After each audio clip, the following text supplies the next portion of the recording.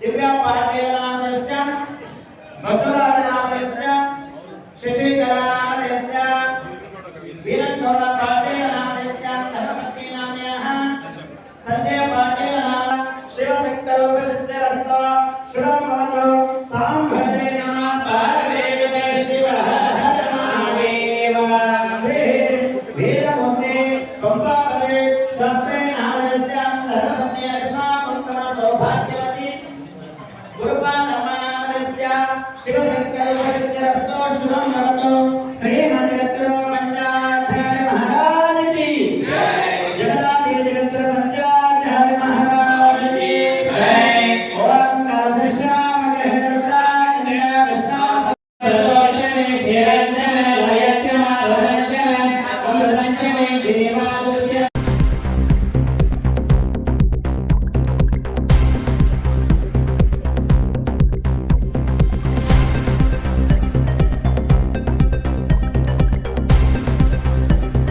ಏನು ಪಂಚಾಚಾರ್ಯ ಅಂತ ಹೇಳ್ತಾರೆ, ಅವ್ರ ತಂದೆ ತಾಯಿಗಳು ಯಾರು, ಅವ್ರ ಡೇಟ್ ಆಫ್ ಬರ್ತ್ ಏನದ ಎಂದು ಹುಡುಕ್ತಾರೆ. ಅವರು 12ನೇ ಶತಮಾನದವ್ರನ್ನ ಡೇಟ್ ಆಫ್ ಬರ್ತ್ ಕೊಡಕ್ಕಾಗಲ್ಲ. ಬಸವಣ್ಣವ್ರ ಡೇಟ್ ಆಫ್ ಬರ್ತ್ ಏನಂದ್ರೆ ಅಕ್ಕಮಾಲ ಡೇಟ್ ಆಫ್ ಬರ್ತ್ ಯಾರಿಗೆ ಕೊಡೋದಿಲ್ಲ. ಆದ್ರೆ ತಿಥಿ ಮಿತಿಗಳದಾವ. ವೈಶಾಖ ಮಾಸ ಶುಕ್ಲ ಪಕ್ಷ ತೃತೀಯ ಅಂತ ಹೇಳ್ತಿರಲ್ಲ. ಆಗ ಜಗದ್ಗುರು ಪಂಚಾಚಾರ್ಯರು ಪ್ರಕಟ ಆಗಿರ್ತಕ್ಕಂಥ ತಿಥಿ ಮಿತಿ ಯಾವುದಂದ್ರೆ ಸತ್ಯಯುಗದ ಚೈತ್ರ ಮಾಸದ ಶುಕ್ಲ ಪಕ್ಷದ ಪ್ರತಿಪದೆಯ ದಿವಸ ಜಗದ್ಗುರು ಪಂಚಾಚಾರ್ಯರು ಪ್ರಕಟರಾದರು. ಅವರಿಗೆ ತಂದೆ ತಾಯಿಗಳು ಯಾರು ಅಂದ್ರೆ ಸದಾಶಿವನೇ ತಂದೆ, ಸದಾಶಿವನೇ ತಾಯಿ. ತಂದೆ ನೀನು ತಾಯಿ ಅಂತಕ್ಕಂಥ ಮಾತು ಎಲ್ಲರೂ ಒಪ್ಕೊಂಡು, ಅಂದ್ರೆ ಎಲ್ಲರಿಗೂ ತಂದೆ ತಾಯಿ ಸದಾಶಿವ. ಹಾಗೆ ಸದಾಶಿವನಿಂದ ಪ್ರಕಟವಾಗಿರ್ತಕ್ಕಂಥ ಜಗದ್ಗುರು ಪಂಚಾಚಾರ್ಯರು ಶಿವನ ಆದೇಶದ ಮೇರೆಗೆ ಭೂಲೋಕದಲ್ಲಿ ಲಿಂಗೋದ್ಭವರಾಗಿ ಅವತಾರವನ್ನು ತಾಳಿ ಪಂಚಪೀಠಗಳನ್ನ ಪ್ರತಿಷ್ಠಾಪಿಸಿ ಅನೇಕ ಋಷಿ ಮಹರ್ಷಿಗಳಿಗೆ ಸೂತ್ರೋಪದೇಶವನ್ನು ಮಾಡಿ ಆನಂತರ ಅವರ ಅವತಾರ ಸಮಾಪ್ತಿಯಾದ ಕೂಡ ಮತ್ತೆ ಕಲಿಯುಗದಲ್ಲಿ ಮತ್ತೆ ಅವತಾರ ಆಗ್ತದೆ. ಹೀಗೆ ಗುರು ಪರಂಪರಾ ಅನ್ನುವಂತಹದ್ದು ಕೃತಯುಗದಿಂದ ಪ್ರಾರಂಭವಾದ ಗುರು ಪರಂಪರೆ ಇವತ್ತಿನವರೆಗೂ ಕೂಡ ನಡ್ಕೊಂಡು ಬರ್ತದೆ. ಇದಕ್ಕ ನಾವು ದೇವರ ಮುಂದೆ ನಂದಾದೀಪ ಅಂತ ಹಚ್ತೇವಲ್ಲ, ನಂದಾದೀಪ ಯಾಕೆ ಹಚ್ತೇವೆ ಅಂದ್ರೆ ಯಾವಾಗಲೂ ಬೆಳಕಿರಬೇಕು ಅಂತ ಹೇಳ್ತೇವಲ್ಲ. ಆಗ ಜಗತ್ತಿಗೆ ಜ್ಞಾನದ ಬೆಳಕನ್ನು ಕೊಡುವುದಕ್ಕಾಗಿ ಸದಾಶಿವನಿಂದ ಪ್ರಾರಂಭವಾದ ಜ್ಞಾನದ ಬೆಳಕು ನಿರಂತರವಾಗಿ ನಡ್ಕೊಂಡು ಬರ್ತದೆ. ಇವತ್ತಿನವರೆಗೂ ಕೂಡ ಇರುವಂಥದ್ದು.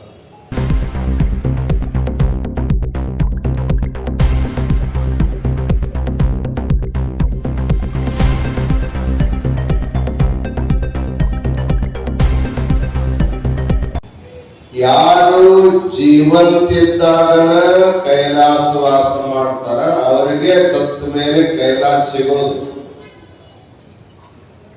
ಜೀವಂತ ಇದ್ದಾಗ ಕೈಲಾಸ ನೋಡ್ಲಾರ್ದವರಿಗೆ ಕೈಲಾಸವಾಸ ಸಿಗುತ್ತಂತ ಹೇಳಕ್ ಬರಂಗಿಲ್ಲ. ಹಂಗಾರೆ ಜೀವಂತ ಇದ್ದಾಗ ಕೈಲಾಸವಾಸ ಅಂದ್ರೆ ಏನು? ಬಹಳಷ್ಟು ಜನರು ಕೈಲಾಸ ಪರ್ವತಕ್ಕೆ ಹೋಗ್ತಾರೆ. ಮಾನಸ ಸರೋವರದಲ್ಲಿ ಸ್ನಾನ ಮಾಡಿ ಕೈಲಾಸ ಪರ್ವತದ ಪರಿಕ್ರಮ ಮಾಡಿ ನಾವು ಕೈಲಾಸಕ್ಕೆ ಹೋಗಿ ಬಂದೀವಿ ಅಂತ ಹೇಳ್ತಾರೆ. ಒಳ್ಳೆಯದಲ್ಲ. ಯಾರಿಗೆ ಶಕ್ತಿ ಭಕ್ತಿ ಸಾಮರ್ಥ್ಯದವರು ಹೋಗುದು. ಎಲ್ಲರಿಗೂ ಹೋಗಕ್ಕಾಗದನು? ಆ ಕೈಲಾಸ ಪರ್ವತಕ್ಕೆಲ್ಲ ಹೋಗ್ಲಿಕ್ಕೆ ಸಾಧ್ಯದನು? ಸಾಧ್ಯ. ಮತ್ ನಾವೇ ಕೈಲಾಸಕ್ಕೆ ಹೋಗೋದು? ಹೆಂಗ್ ಕೈಲಾಸಕ್ಕೆ ಹೋಗ್ಬೇಕು ಅಂದ್ರೆ ನಮ್ಮ ಆಚಾರ್ಯರು ಶರಣರು ಬಹಳ ದೊಡ್ಡ ಮಾತು ಹೇಳ್ಯಾರ. ಕೈಲಾಸ ಅಂದ್ರೆ ಯಾವುದು? ಕಾಯವೇ ಕೈ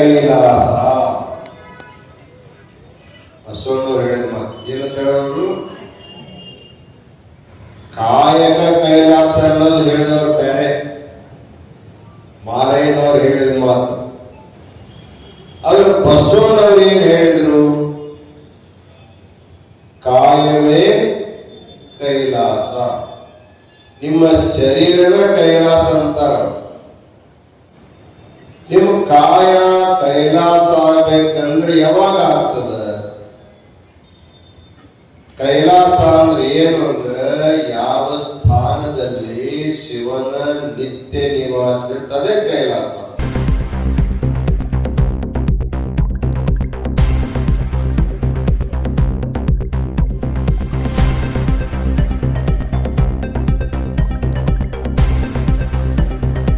ಇಷ್ಟಲಿಂಗ ಪೂಜೆಯನ್ನು ದಿನಾಲು ತಪ್ಪಲಾರದೆ ಮಾಡಬೇಕನ್ನುವಂತ ಮಾತನ್ನ ನಿಮ್ಗೆ ಹೇಳ್ತಾ ಬಂದಿದೆ.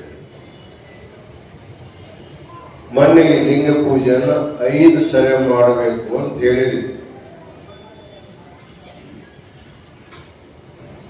5 ಸರಿ ಮಾಡ್ಲಿಕ್ಕೆ ನಿಮಗೆ ಅಡಚಣೆ ಯಾವಾಗ ಬರುತ್ತಂದ್ರೆ, ಉಷಕಾಲದಲ್ಲೇ ಮಾಡೋ ಪೂಜೆ, ಆಮೇಲೆ ಮಲ್ಕೊಳ್ಳುವಾಗ ಮಾಡೋ ಪೂಜೆ ಸ್ವಲ್ಪ ನಿಮಗೆ ಅಡಚಣೆ ಆಗ್ತದೆ. ಅವನ್ನ ಸ್ನಾನ ಮಾಡಬೇಕು, ಪೂಜೆ ಮಾಡಬೇಕು ಅನ್ನೋದು ಭಾವ ಬರ್ತದೆ. ಅದಕ್ಕೆ ನಾವು ಉಷಕಾಲದಲ್ಲಿ ಸ್ನಾನ ಮಾಡಿ ಲಿಂಗ ಪೂಜೆ ಮಾಡ್ಲಿಕ್ಕೆ ಆಗದೇ ಇದ್ರೆ ಮಾನಸಿಕವಾಗಿಯೂ ಕೂಡ ಆ ಸಂದರ್ಭದಲ್ಲಿ ಪೂಜೆಯನ್ನ ಮಾಡಬಹುದು. ಮಾನಸಿಕ ಪೂಜೆ ಸರ್ವಶ್ರೇಷ್ಠ ಅಂತ ಕರ್ಕೊಂಡ್ಬಂದಾರೆ. ಅನ್ನ ನೀವು ಸ್ನಾನ ಮಾಡಬಹುದು, ಮಾಡದೇ ಇರಬಹುದು. ಮುಖಮಾರ್ಜನ ಮಾಡಿಕೊಂಡು ಭಸ್ಮ ಧರಿಸಿಕೊಂಡು ಆ ಲಿಂಗದ ಧ್ಯಾನದಲ್ಲಿ ಕುಳಿತರೂ ಕೂಡ ಅದೊಂದು ಪೂಜೆ ಆಗ್ತದೆ. ಅದಕ್ಕೆ ನಾವು ಮಾಡುವಂತ ಕ್ರಿಯಾ ಪೂಜೆಗಿಂತಲೂ ಸ್ತೋತ್ರ ಶ್ರೇಷ್ಠ ಅಂತ ಹೇಳ್ತಾರೆ. ಸ್ತೋತ್ರಕ್ಕಿಂತಲೂ ಧ್ಯಾನ ಶ್ರೇಷ್ಠ ಅಂತ ಹೇಳ್ಕೊಂಡ್ ಬರ್ತಾ ಇದ್ದಾರೆ. ಸ್ತೋತ್ರಕ್ಕಿಂತಲೂ ಮಂತ್ರ ಜಪ ಶ್ರೇಷ್ಠ, ಮಂತ್ರ ಜಪಕ್ಕಿಂತಲೂ ಧ್ಯಾನ ಶ್ರೇಷ್ಠ ಅಂತ ಹೇಳ್ತಾರಲ್ಲ. ಭಾವಲಿಂಗಗಳನ್ನ ಬ್ರಾಹ್ಮಿ ಮುಹೂರ್ತದಲ್ಲಿ ಎದ್ದು ಧ್ಯಾನ ಮಾಡಿ, ಆಮೇಲೆ ಸೂರ್ಯ ಉದಯಕ್ಕಾಗೋಕ್ಕಿಂತ ಮೊದಲು ಸ್ನಾನ ಮಾಡಿ ಪೂಜೆ ಮಾಡ್ಲಿಕ್ಕೆ ಸಾಧ್ಯ ಇದ್ರೆ ಅದೊಂದು ಒಳ್ಳೆ ಮಾಡ್ತಕ್ಕಂಥದ್ದು. ಮಧ್ಯಾಹ್ನದಲ್ಲಿ ಸಾಧ್ಯ ಇದ್ರೆ ಸ್ನಾನ ಮಾಡ್ಲಿಕ್ಕೆ ಆಗದೇ ಇದ್ರು ಕೂಡ ಊಟಕ್ಕಿಂತ ಮೊದಲ ಮುಖಮಾರ್ಜನ ಮಾಡಿಕೊಂಡು ಭಸ್ಮ ಹಾಕಿಕೊಂಡು ಲಿಂಗಾರ್ಚನೆ ಮಾಡಿಕೊಂಡು ಪ್ರಸಾದವನ್ನು ಮಾಡಬೇಕು. ಸಾಯಂಕಾಲಕ್ಕೆ ಸ್ನಾನ ಮಾಡ್ಲಿಕ್ಕೆ ಸಾಧ್ಯ ಇದ್ರೆ ಸರಿ, ಇಲ್ಲದೇ ಇದ್ರು ಕೂಡ ಪಂಚಮುಖಿ ಸ್ನಾನ ಅಂತ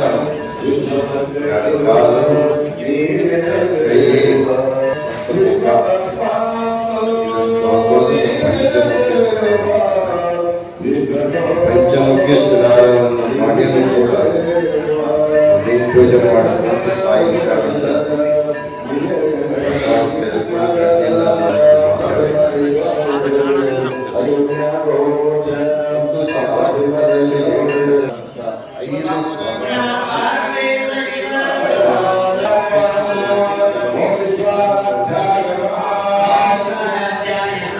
ಎಲ್ಲ ಪ್ರತ್ಯೇಕರು ಮಾಡ್ಕೊಂಡು